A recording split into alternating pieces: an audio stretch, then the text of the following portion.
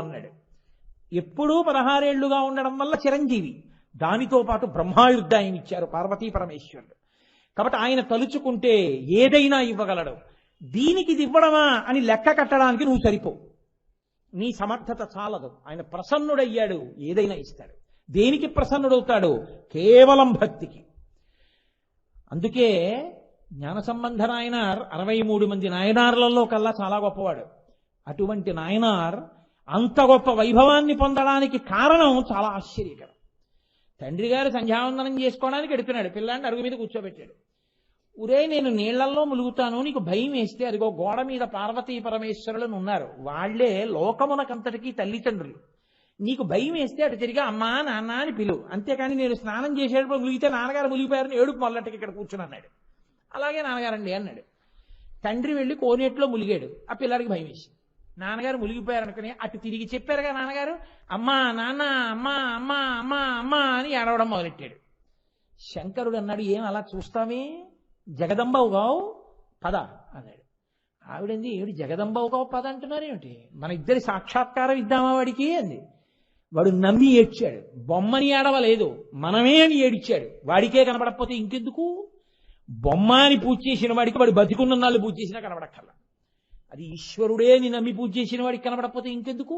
కాబట్టి పద. ఇద్దరు శుభవాహనం ఎక్కొచ్చేశారు ఆ పిల్లాడి దగ్గరికి. శంకరుడు ఎత్తుకుని ఒళ్ళో కూర్చోబెట్టుకున్నాడు. తండ్రికి ఏం తెలుసు ఏడిచే పిల్లాడిని ఆపించడం, ఎంత శంకరుడైతే మాత్రం. బుజ్జగిస్తున్నాడు. నాన్న ఊరుకోరా ఊరుకోరా ఊరుకోరా అంటాడు. వాడు ఏడుస్తున్నాడు. ఏమిటి అలా నవ్వుతావేమిటి పార్వతి, పిల్లాడు ఏడుస్తుంటే తీసుకుని పాలి ఏడు పాపుతాడు అన్నాడు.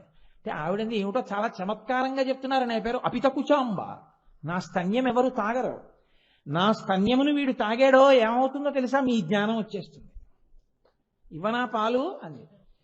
నీ స్తన్యమును తాగితే నా శివజ్ఞానం వస్తుందో ఇంకోటి వస్తుందో, వాడు అమ్మా అని ఏడుస్తున్నాడు, ఇచ్చేయడమే ఆ భక్తికి అన్నాడు. ఆవిడ స్తన్యం ఇచ్చేసింది అంతే. వాడి నోటి నిండా పాలు అంటుకున్నాయి. తండ్రి సంధ్యావందనం చేసుకుని బయటకు వచ్చాడు. వచ్చి పిల్లాడిని ఎత్తుకుని ఏమిట్రా ఈ పాలు అన్నాడు. వాడేం మాట్లాడలేదు. తుడిచేసి ఎత్తుకుని గుళ్ళోకి వెళ్ళిపోతున్నాడు. వాడు పత్తికాలు మొదలెట్టాడు. అంటే పెద్ద దండక స్థాయిలో పాడేస్తున్నాడు వాడు. వాడు పాడుతూ ఇలా ఇలా కొడుతుంటే వాడి అరిచేతులు కందిపోతున్నాయని పార్వతీ పరమేశ్వరులు పైనుంచి స్వర్ణ చిడతలు విడిచిపెట్టారు. ఆ జ్ఞాన సంబంధం ఏదైనా క్షేత్రానికి ఎడుతుంటే ఆ దేవాలయం యొక్క పాలక మండలికి కల్లో కనపడి పరమశివుడు నా కొడుకు వస్తున్నాడు, నా పల్లకి పంపించి స్వాగతం చెప్పి తీసుకురండని శివుడెక్కే పల్లకి పంపించి జ్ఞాన సంబంధం ఎక్కించి తీసుకొచ్చేవాడు. అంత గొప్పవాడు జ్ఞాన సంబంధం అంటే. దేనికయ్యాడు? 63 మంది నాయనార్లలో అంత గొప్పవాడు ఎందుకయ్యాడు? నమ్మాడంటే అది బొమ్మ కాదు అమ్మా అన్నాడు అంతే, మహానుభావుడు అయిపోయాడు. కాబట్టి ఈశ్వరుడికి కావలసింది భక్తి. ఆ భక్తి ఉన్నదా, ఆయన నీకు ఏదైనా ఇవ్వగలడు, ఎంతైనా ఇవ్వగలడు. అటువంటి స్వాతంత్ర్యం ఉన్నవాడు కాబట్టే ఆయనకి కవచి అని పేరు. అందుకే మీరు చూడండి, లోకంలో ఎవ్వరికైనా సరే కళ్ళంబట నీళ్ళొచ్చాయి అంటే ఒక్కటే గుర్తు, సంతోషంతో పొంగొచ్చి కళ్ళంబట నీళ్ళు వచ్చాయన్నా ఒకటే గుర్తు. మీరు గత జన్మలలో చేసుకున్న పాపపుణ్యముల యొక్క ఫలితాన్ని ఈశ్వరుడి యొక్క శాసనం మేరకి 9 గ్రహములు ఫలితాన్ని ఇస్తూ ఉంటాయి. ఆ గ్రహముల యొక్క ఫలితం చేతనే ఏడవడం నవ్వడం జరుగుతూ ఉంటుంది. ఇప్పుడు ఈ 9 గ్రహాలు పరమశివుడికి కవచం. అందుకే శ్రీకాళహస్తి క్షేత్రంలో ఆయన నవగ్రహ కవచాన్ని కట్టుకుని ఉంటాడు. గ్రహాలే ఆయన కవచం అయితే కాళహస్తీశ్వరుణ్ణి పరమేశ్వరుణ్ణి నమ్ముకున్న వాడిని గ్రహాలు మాత్రం ఏం చేస్తాయండి? ఆయన జోలికి వెళ్ళలేవు. నమ శివాభ్యాం అశుభాపహాభ్యాం. పరమేశ్వరుణ్ణి నమ్ముకున్న వాడికి ఆపద రావలసిన్నా పరమేశ్వరుడు ఆపద తీసి శుభాన్ని ఇవ్వగలడు. నాతో ఒకనకొకప్పుడు ఒక జ్యోతిష విద్వాంసుడు మాట్లాడుతూ అన్నాడు, నాకు ఒక జాతకం అర్థం కాలేదండి, ఆ జాతకం ప్రకారం చూస్తే ఆయన చాలా బాధలో ఉండాలి, ఆయన పరమ సంతోషంతో ఉన్నాడు. పట్టి పట్టి లెక్కలు కట్టాను, ఆయన చాలా బాధలో ఉండాలి, నాకు అర్థం కాలేదు. నేను ఆయన గురించి విచారణ చేశాను, ఆయన చాలా భక్తితో ఉండే మనిషి అని తేలింది. కాబట్టి నాకు అప్పుడు అర్థమైంది, గ్రహములు కూడా పరమభక్తి కలిగిన వాళ్ళని తాకలేవు, బాధ పెట్టలేవు. శివశాసనము అడ్డొచ్చేస్తుంది. ఓ పాము కరవలసిన వాడిని చీమ కరిచి విడిచిపెడుతుంది. తాను హాస్పిటల్లో పడుకోవలసిన వాడు ఎవరినో హాస్పిటల్లో ఉంటే చూడడానికి వెళ్ళి బయటకు వచ్చేస్తాడు. అలా ఈశ్వరుడు రక్షించేస్తాడండి. ఆయన శక్తి అది, కవచి కాదని మీరు అనలేరు. అటువంటి శివుడు మృత్యుంజయ. సాధారణంగా ఎక్కడ పొరపాటు పడతామంటే మృత్యుంజయ అన్న నామం, కాలకాలహ అన్న నామం ఒకటి అనుకుంటాం. కాదు, అక్కడ యముణ్ణి నిగ్రహించాడు. ఇక్కడ మృత్యుంజయ అన్న నామానికి అర్థం ఏమిటో తెలుసా అండి? మనం మృత్యుంజయ మహామంత్రము అని ఒక మంత్రం చదువుతాం. అందులో ఏమంటాం మనం?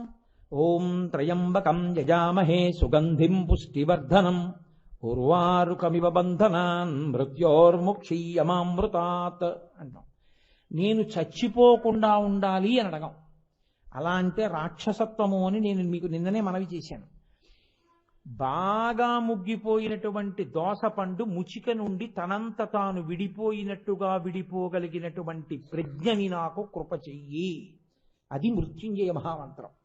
అప్పుడు మృత్యువుని ఎక్కడ జయిస్తున్నాడు అంటే పింజగా రాలిపోకూడదు, కాయగా రాలిపోకూడదు, బాగా పండిపోయి ఇక చెట్టుని తాను అంటుకుని ఉండకూడదు.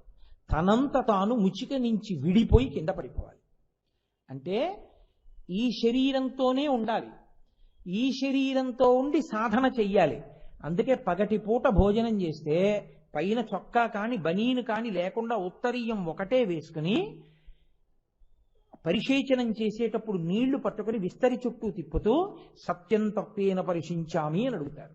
అది అడిగే అధికారం పైన వస్త్రం ఉంటే ఉండదు. సత్యం తప్పేన పరిశించామి అంటే సత్యము ఋతమగుగాక.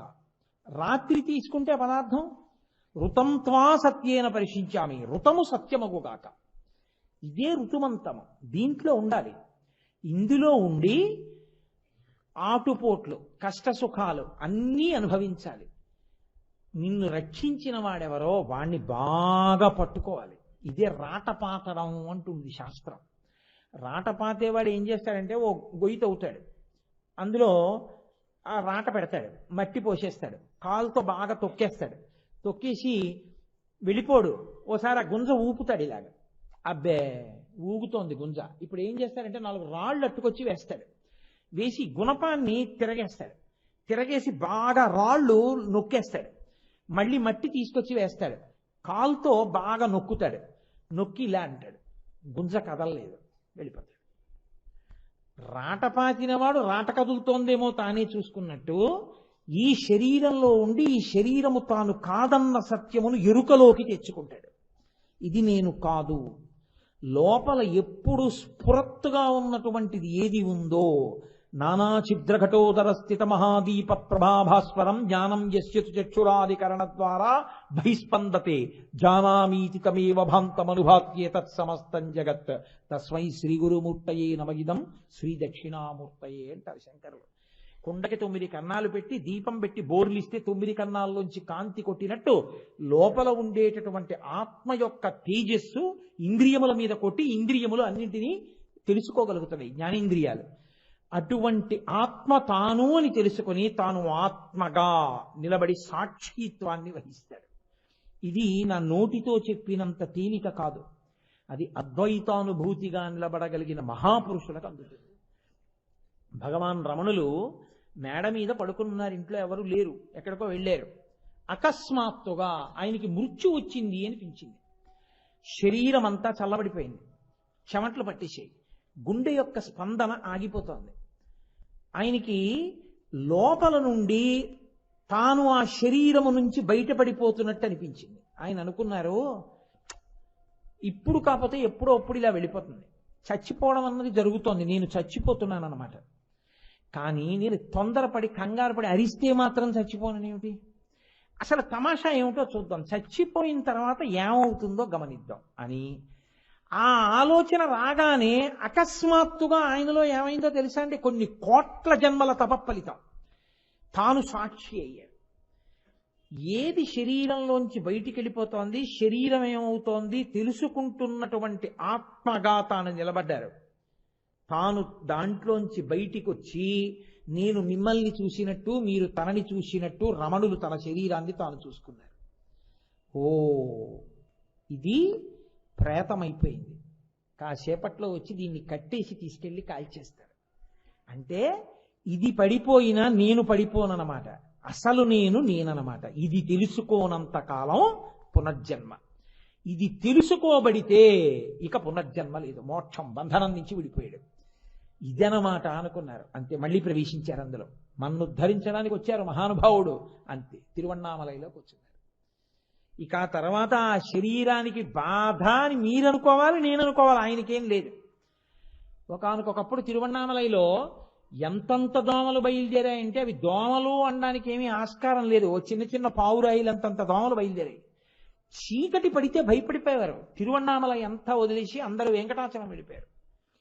వెళ్ళిపోయే ముందు రమణుల దగ్గరికి వచ్చి అన్నారు, అయ్యా దోమలు చాలా భయంకరంగా ఉన్నాయి, మేమందరం కూడా వెళ్ళిపోతున్నాం, మనం వెంకటాచలం వెళ్ళిపోదామన్నారు. అన్నారు. ఆయన ఎక్కువ మాట్లాడేవారు కాదు, తన స్థితికి భంగం. సాయంకాలం అవుతుండగా వచ్చి మీరు ఇంకా అలాగే ఉన్నారేం, పదండి పెడదాం అన్నారు. ఆయన అన్నారు, ఎక్కడికి? వెంకటాచలం వెళ్ళిపోదాం అన్నారు. ఎందుకు అంటే దోమలు వస్తున్నాయి. దోమలు వస్తే ఏం చేస్తాయి? దీన్ని కరుస్తున్నాయి కదా, దాన్ని కరిస్తే నాకేమవుతుంది? నన్ను కరవుగా, నేను లోపల ఉన్నవాడినిగా. ఆ నేనుని కరవదు, కొరకదు, కాల్చబడదు, తడవదు, దాన్ని ఎవ్వరూ ఏం చేయలేరు. దీన్ని కరిస్తే చూస్తాను దీన్ని ఎలా కరుస్తోందో. అంత సాక్షిత్వానికి వెళ్ళారు. అది రమ్మంటే వచ్చేది కాదు, ఈశ్వరానుగ్రహము కలిగితే ఆ స్థితిని చేరిపోతాడు. అటువంటి భగవాన్ రమణులు అరుణాచలం కొండ మీద తిరుగుతుంటే ఓ తేనె పట్టుకి కాలు తగిలింది. ఆయన అనుకున్నారు, నేననరు ఆయన ఎప్పుడు, మనమైతే ఇది చూపించి నేనంటాం. ఆయన అన్నారు, ఓ ఇది దాని గూడు పాడు చేసింది కాబట్టి ఇది శిక్ష అనుభవించద్దు అని ఆ కాలు అలా వదిలిపెట్టారు. ఆ తేనెటీగలన్నీ వచ్చి ఆ కాలు కరిచేసి, అవి కరిచినంతసేపు నించున్నారు, కరిచేసి వెళ్ళిపోయాయి. ఇంతలావున వాచిపోయింది. కాలు ఈడుచుకుంటూ కిందకి దిగారు. ఆయన దగ్గరే ఉండేవాడు పళనిస్వామిని. ఆయన చూసి ఏడి చేసి అన్నాడు, అయ్యో అయ్యో అయ్యో అయ్యో ఏమిటి భగవన్న కాలు ఏమిటి అలాగా అన్నాడు. అబ్బే ఇది ఒక తేనె పట్టుని కొట్టింది, మరి ఇది దాని ఇంటి జోలికెడితే ఊరుకుంటాయా? అవి దీన్ని కరిచి, మరి ఎవరు తప్పు చేశారో వాళ్ళు శిక్ష అనుభవించాలిగా, అందుకని దీన్ని కరుస్తూ ఉంటే నేను చూస్తున్నాను. ఇది బాధపడుతోంది, ఇప్పుడు చాలా బాధపడుతోంది సుమా. ఎంత బాధపడుతోందో ఇది ఇప్పుడు. తప్పు చేయడం ఎందుకు, బాధపడడం ఎందుకు, ఎంత సాక్షిత్వమో చూడండి. పళనిస్వామి పడుకోబెట్టి శ్రావణం తీసుకొచ్చి విరిగిపోయిన ముళ్ళులన్నీ పీకేశాడు. ఆయన శరీరం పడిపోయే వరకు కూడా ఓ కాలు లావుగా ఉండేది, అంత సాక్షిత్వం. ఆయన ఆఖరణ ఆయన శరీరం పడిపోయే సమయం ఆసన్నం అయిపోయింది. సమయం ఆసన్నం అయిపోతే మహాతల్లి ఉత్తరాలు రాస్తుండేవారు అన్నగారికి ఎప్పుడు, ఆయన దగ్గరే ఉండి. నాగమ్మ గారు, సూరి నాగమ్మ గారు కట్టకడపటి దర్శనమని ఏడుస్తూ వెళ్ళి, భగవన్ ఏంటి డాక్టర్లు అంటున్నారు, ఏమిటో ఇది ఉంటుందని ఒకడంటాడు, ఇది వెళ్ళిపోతుందని ఒకడంటున్నాడు, ఏమైతే ఏమైందిలే అన్నారు. ఆఖరణ డాక్టర్లు ఆక్సిజన్ సిలిండర్ తీసుకొస్తున్నారు. ఆయన వద్దు, అమ్మయ్యా గుడారము నుండి ఏనుగు బయటికి వెళ్ళినట్టు అని కొన్ని వేల మంది కాదు లక్షల మంది చూస్తుండగా అసుర సంధ్య వేళ దాటిన తర్వాత ఆయన శరీరంలోంచి ఒక జ్యోతి బయటికి వచ్చి ఆశ్రమ ప్రాంగణం కొండ అంతా తిరిగి అరుణాచల శిఖరంలో కలిసిపోయి. అంతటి మహాత్ములు ఎంత పరమ సత్యమో సనాతన ధర్మం, ఎంత సత్యమో ఈ శరీరమునకు సాక్షిగా నిలబడగలిగినటువంటి ప్రజ్ఞ ఈశ్వరానుగ్రహంగా ఎలా వస్తుందో అది మృత్యుంజయత్వము అన్న మాటకు అర్థం. మృత్యుంజయము అంటే ఆ మృత్యువు గురించి భయం ఉండదు. ఎప్పుడో తెలుసా అండి, ఇది దాని పరిణామం, అది ఇది పడుతుంది, ఇది మృత్యువునకు గ్రసింపబడుతుంది. నన్ను మృత్యువు గ్రసించదు, నా జోలికి రాదు, నేను లోపలున్నవాణ్ణి, ఇది పైనున్నది, ఇది పడుతుందేమో నేను పడను. ఆ స్థితిలో ఉన్నవాడికి పడిపోవలసిన రోజు వచ్చినా దీన్ని అప్పచెప్తాడు. శంకర భగవత్పాదులు ప్రార్థన చేస్తారు ఒక చోట, ఆయన కొరకు కాదు మన కొరకు. యదాపుత్రమిత్రాదయో మత్సకాశీ ఉదాత్యస్య కీదృశీయో దశంతి తదా దేవ దేవేశ గౌరీశ శంభో నమస్తే శివాయో త్యజస్రం బ్రవాణి. అదే నా ప్రార్థన కూడా. ఈశ్వర, ఒకానొక నాడు ఎగ ఊపిరి వచ్చి కొడుకొచ్చి నోట్లో తులసి నీళ్లు పోస్తుంటే గుటక పడక ఆ నీళ్లు పక్క నుంచి కారిపోతుంటే కపవాత పైత్యముల్ కప్పగా శ్రమచేత కంపముద్భవమంది కష్టపడుచు నోట మాట రాకపోతే దూతలు వచ్చి పాశాలు వేసి జీవుణ్ణి ఉగ్గడిస్తుంటే కళ్ళు తేలేసి చూస్తుంటే ప్రాణోత్క్రమణం అయిపోతుంటే కొడుకు మంచం మీద పోకూడదు, నాన్నగారి కిందకి దింపేయండి అని దింపేస్తుంటే ఒకడు గబగబా పంచాంగం చూసి ధనిష్టా పంచకాలు ఇంట్లో ఉంచకుండా బయట పడుకోబెట్టేయండి అంటే తీసుకొచ్చి చాపేసి పడుకోబెట్టేసి దీపం తెండి అంటుంటే తెలియని కోడల పిల్ల ఇంట్లోకి వెళ్ళి వెండి దీపపు కుంది అట్టుకొస్తే నీ మొహం ఎట్లా వెండి దీపం కుంది పెడతామా ఇక్కడ, ప్రమిద పట్రా అంటే నీ శరీరం పోయే ముందు నీ తల వెనక వెండి దీపపు కుంది ఉంచడానికి కూడా ఒప్పుకోరు బంధువులు.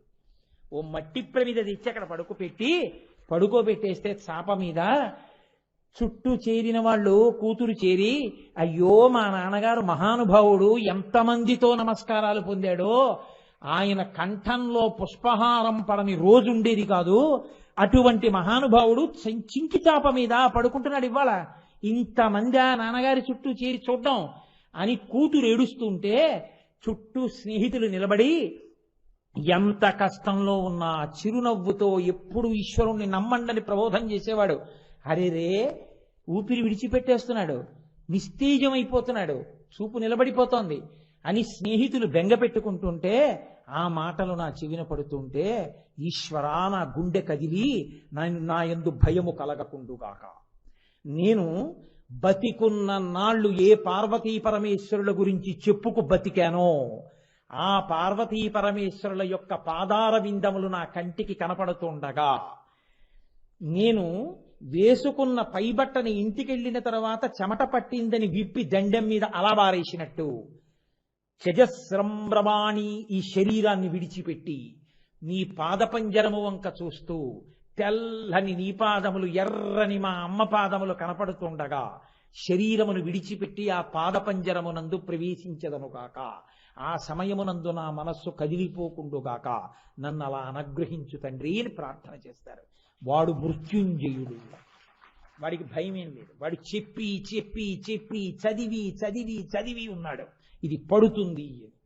ఓ ఇది ఇప్పుడు దీనికి వేళొచ్చింది, ఇది పడుతోంది అని పడుతున్న దాన్ని సాక్షిగా చూస్తాడు. ఈశ్వర దాన్ని ఇచ్చావు, చేసుకోగలిగిన సేవ చేసుకున్నాను, నీలోకి తీసుకెళ్ళిపో అని ఈశ్వరుణ్ణే ప్రార్థన చేస్తూ దీన్ని విడిచిపెట్టగలిగిన వాడెవడో వాడు మృత్యువు వద్దు అని పూజ చెయ్యడు. ఎందుకో తెలుసా అండి, దాన్ని పరిణామముగా వాడు అంగీకరించి విడిచిపెట్టేస్తాడు. సాక్షిగా నిలబడి ఆఖరి కోర్కెగా ఈశ్వరుని యందు ప్రవేశిస్తాడు. అది మృత్యుంజయ.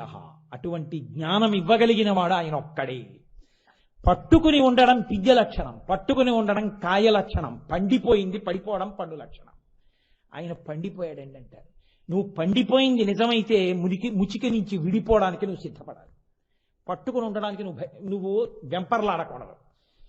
కానీ ఎలా పడిపోవాలో తెలుసా ఈశ్వర? సుగంధిం పుష్టివర్ధనం ఉర్వారుకమివ బంధనాన్ మృత్యోర్ముక్షీయ మామృతాత్ తమసోమా జ్యోతిర్గమయ. మళ్లీ రావలసిన అవసరం లేని ఆఖరి పడిపోవాలి అని అడిగి మృత్యువుకి స్వాగతం చెప్పి దీన్ని అప్పజెప్పగలిగినటువంటి కలేజా ఇక్కడ పెరిగితే, ఆ ధైర్యం వస్తే ఎక్కడికి వెళతాను, నా తండ్రి దగ్గరికి వెళ్ళిపోతాను అని నీకు సంతోషం. అమ్మయ్యా అయిపోయింది, ఇంటికి వెళ్ళిపోతున్నాను. అమ్మయ్యా ఊరెళ్ళాను, ప్రవచనాలు అయిపోయి మళ్ళీ ఇంటికి వెళ్ళిపోతున్నాను.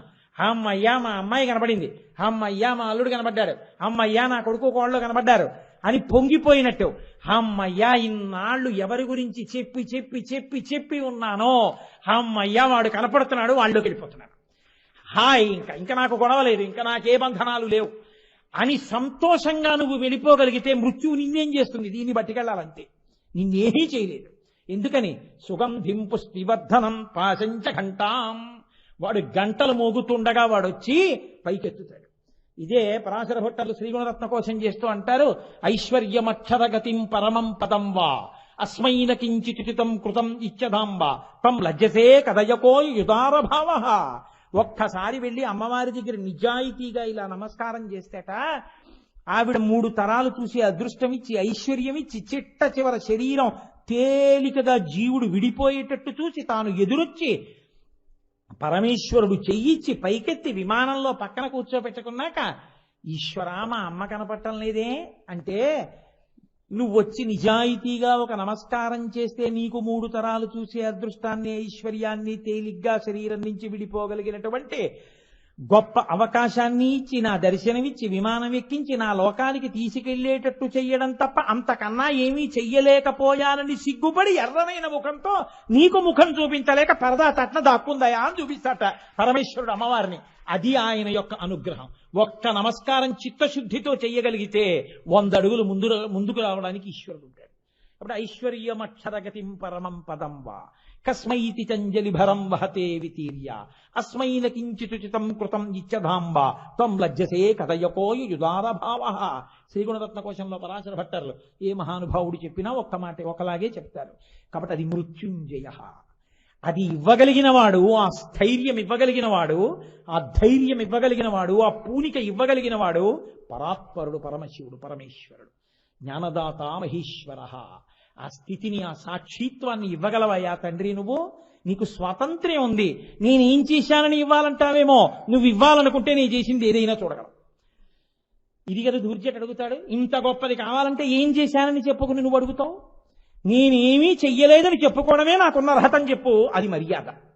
శ్రీశైలేషు భజింతునో యభవు కాంచీనాథు సేవింతునో కాశీవల్లభు కల్వబోధన మహాకాళేషు పూజింతునో నా శీలం బణువైన మేరువణుచున్ రక్షింపవే నీ కృపా శ్రీ శృంగార విలాస హాసములచే శ్రీకాళహస్తీశ్వర అంటాడు. నేనేం చేశాను? నేను చేసింది ఏమీ లేదు. ఇది కలగకపోతే దీని వ్యతిరిక్త ఫలితం ఏమిటో తెలుసా అండి? బంధనం, బంధనం, బంధనం, బంధనం, బంధనం. అలా పడుంటాడంతే. అమ్మ కడుపులోకి వెళ్ళడం, నవమాసంబులు తల్లి గర్భమున నానారోతలంచెక్కి నాకవకాశం విసుమంతలేకపడి తిన్నా కష్టముల్ భీతితో నవమాసంబు ఘటిల్లె చాలునిక నాకా గర్భవాసంబు నివసింపన్ పని తీర్చి కావుమిక నన్ని సత్కృపం శంకర. 9 నెలలు అమ్మ కడుపులో తల కిందకు పెట్టి కాళ్ళు పైకి పెట్టి అమ్మ నాభిగొట్టంలోంచి వచ్చిన ఆహారం తింటూ వేడి చేసి వాతం చేసి పడిశం బట్టి అక్కడే ముక్కు కారిపోయి చేసేది లేక కటిక చీకట్లో ఏమీ కనపడక తాను విసర్జించిన మలమూత్రాల్లోంచి పురుగులు పుట్టి తనని కొరికేస్తుంటే ఏమీ చెయ్యలేక ఈశ్వరా నన్ను బయటికి తొయ్యవయ్యా అని ఏడుస్తాడు. ఉరే ఇలా ఎన్ని శరీరాలో ఇచ్చాను, ఏం చేశావురా అంటాడు. ఈసారి మాత్రం నీ పాదాలు అట్టుకుంటాను, నీ సేవ చేసుకుంటాను. తోసేశాడు బయటికి.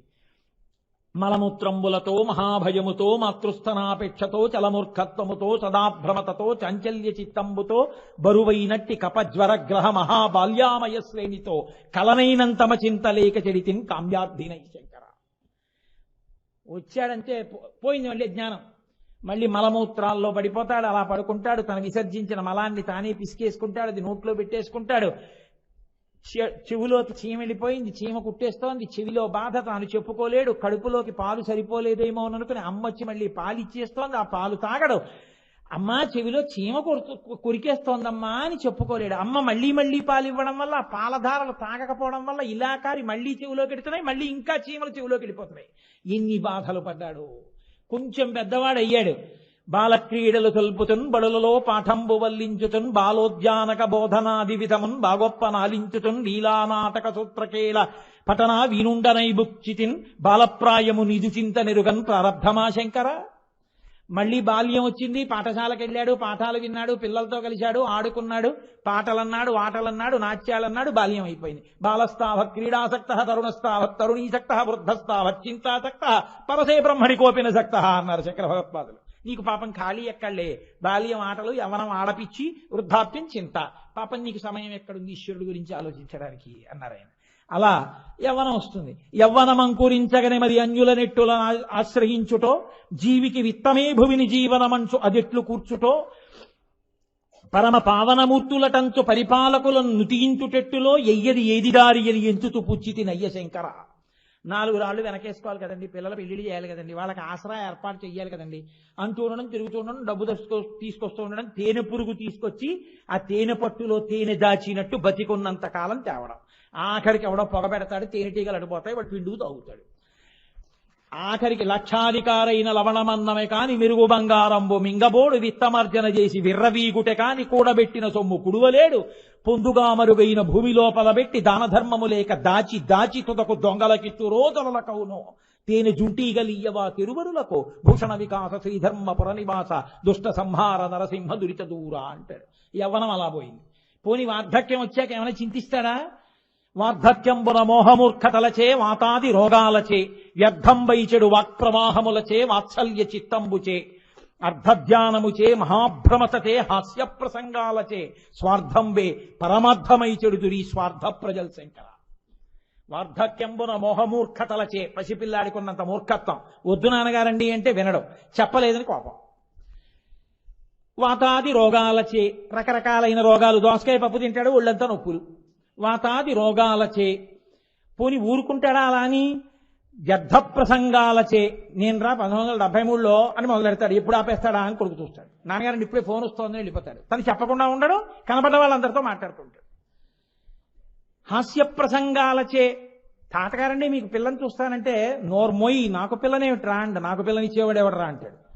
హాస్య ప్రసంగాలచే ఇంకా అర్ధధ్యానముచే, ఎక్కడో పార్కుకి వెళ్ళి 10 మంది కూర్చుని ఇంకా ఇంట్రెస్ట్ 0.5% సీనియర్ సిటిజన్కి ఎక్కడొస్తోందని మాట్లాడుతుంటాడు.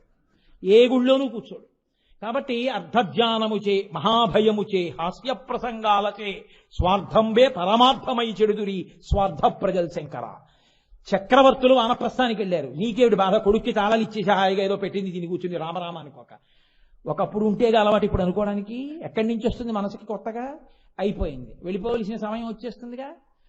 కాయము వీడి జీవుడతి కంపిత చిత్తత నేగుచుండవో నాయన ఎంతు ఎచ్చు నిజనందన నందినులైన గాని కందోగిని భస్మములు తొలుత దుఃఖమహంబులు చొచ్చు పత్నియం కాయము వీడి రారు కదా చేసిన కర్మము పుణ్యము తప్ప శంకర.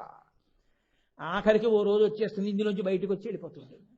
ఆ ప్రాణం వెళ్ళిపోయే ముందు అక్కడే నుంచి ఏడుస్తుంది పెళ్ళం, కళ్ళమ్మ నీళ్లు పెట్టుకుని. ఆవిడ వస్తుందా? కింవానేన ధనేన వాదిగరిభిప్రాప్తేన రాజ్యేన కిం కింవా పుత్ర కళత్ర మిత్ర పశుభిర్దేహేన గేహేన కిం జ్ఞాతైత క్షణభంగురం తపతిరో త్యాజ్యం మనోదూరత స్వాత్మార్థం గురువాక్యతో భజ భజ శ్రీపార్వతీ వల్లభం అంటారు శంకర భగవత్పాదులు. నువ్వు కొనుక్కున్నావు అనుకున్న కారు శ్మశానం వరకు చాపా పట్టుకొస్తుంది, కర్రలు పట్టుకొస్తుంది. దానికి ఏం భయం, దానికి ఏం బాధ వేయదు, అందులోంచి నీళ్లు గారం. నీ కడుపున పుట్టారనుకున్న వాళ్ళు చితి వెలిగించే వరకు, భార్య గుమ్మం వరకు, నీవనుకున్న శరీరం బూది కుప్ప.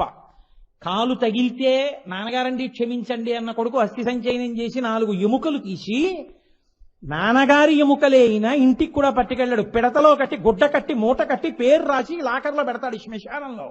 తర్వాత ఎప్పుడో కాశీ వెళ్ళి గంగలో కలిపేద్దామని. నీ ఒంట్లో ఎముక నీ ఇంటికి పట్టుకెళ్ళరు. ఇలా చూపించి అహంకరించావు, నా అంత వాణ్ణి నేనన్నావు, అతిశయానికి పోయావు. ఏదొచ్చింది? చితి మీద కాలుస్తుంటే వేడికి ఊడిపోయిన వెంట్రుకలు చెట్ల మొదళ్ళకెడతాయి, కారిపోయిన రక్తం కట్టెల్లోకి ఇంకిపోతుంది. మాంసం మీద పోసి నెయ్యి నూనె కాల్చేస్తారు. బ్రహ్మకపాలం పగిలిపోతుంది, కాళ్ళు తిరగేసి కాల్చేస్తారు.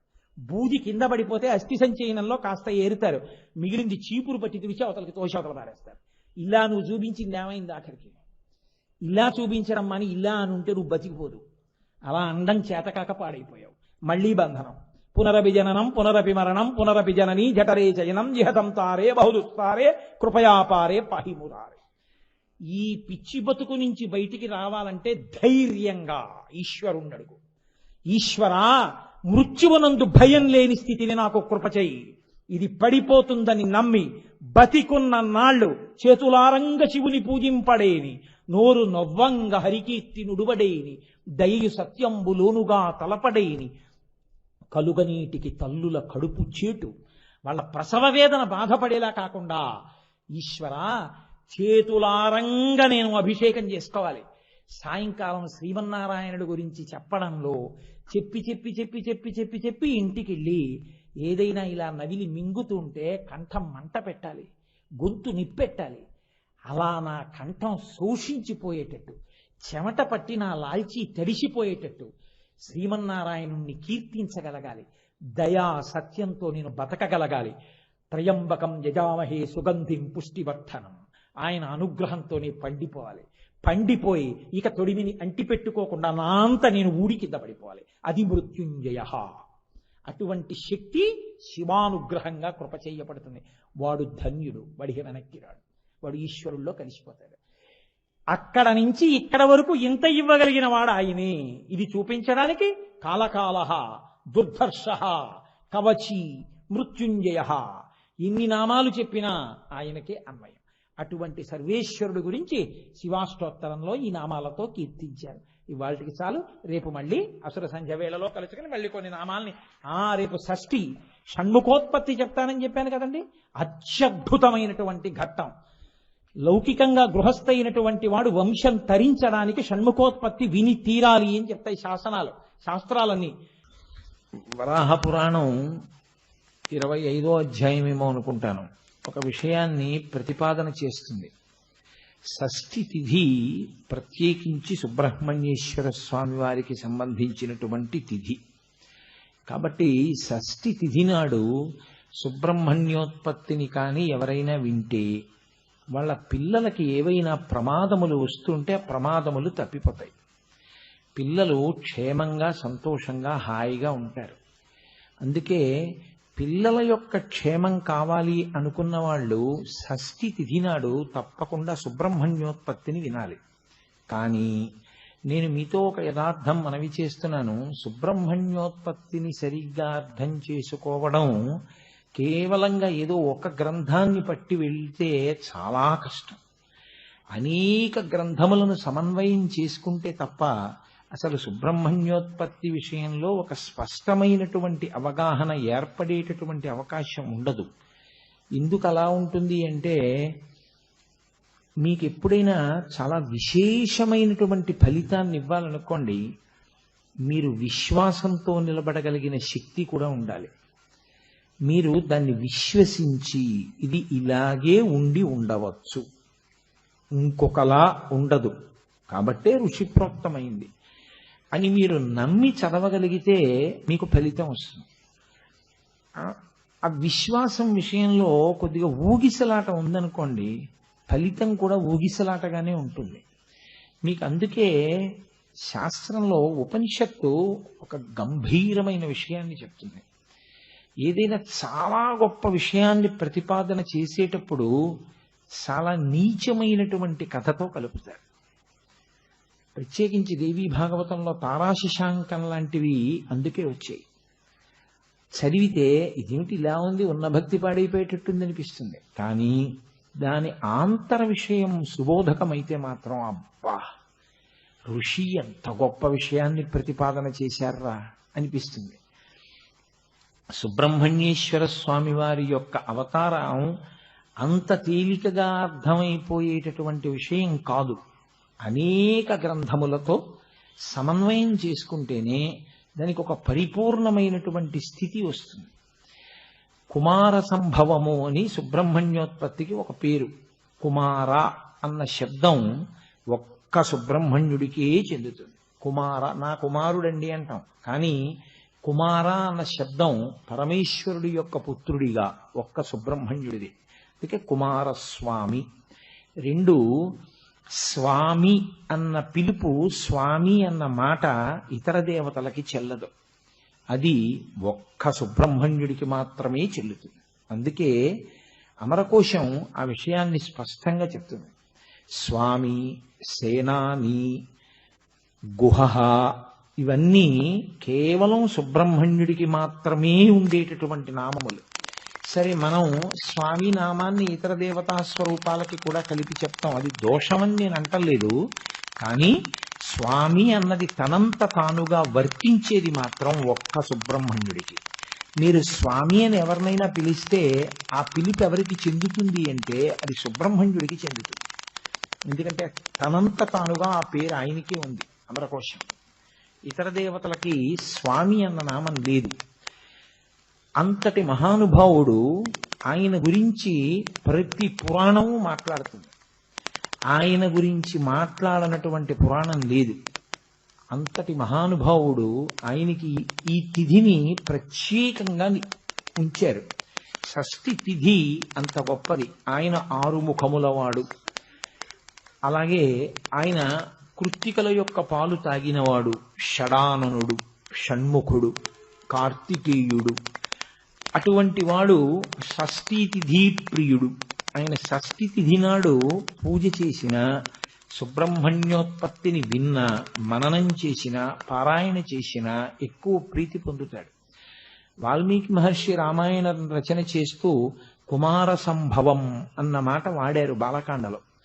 ఆ కుమార సంభవం అన్న మాటని తీసుకుని కాళిదాస మహాకవి కుమార సంభవము అనే కావ్యాన్ని ఇచ్చాడు. కానీ పారాయణ చేసినప్పుడు ప్రత్యేకించి గర్భిణీ స్త్రీలు అడ్వాన్స్డ్ స్టేజ్ ఆఫ్ ప్రెగ్నెన్సీ అంటాం కదండి, 5వ నెల దాటిన తర్వాత తప్పకుండా చదవవలసినది, తప్పకుండా వినవలసినది షణ్ముఖోత్పత్తి. అది కాళిదాసకృత కుమార సంభవం కాదు, రామాయణంలో బాలకాండలో చెప్పినటువంటి కుమార సంభవం. షణ్ముఖోత్పత్తి ఏది ఉందో 2 సర్గల్లో మాట్లాడతారు మహర్షి, దాన్నే పారాయణ చేస్తారు. దాని పారాయణ చేత గర్భస్థమైనటువంటి శిశువు చాలా తేజోవంతుడవుతాడు, ఆయన ఈశ్వరానుగ్రహాన్ని పొందుతాడు. అందుకే ప్రత్యేకించి ఎవరు వింటారంటే సుబ్రహ్మణ్యోత్పత్తిని పిల్లలు లేని వాళ్ళు తప్పకుండా వింటారు.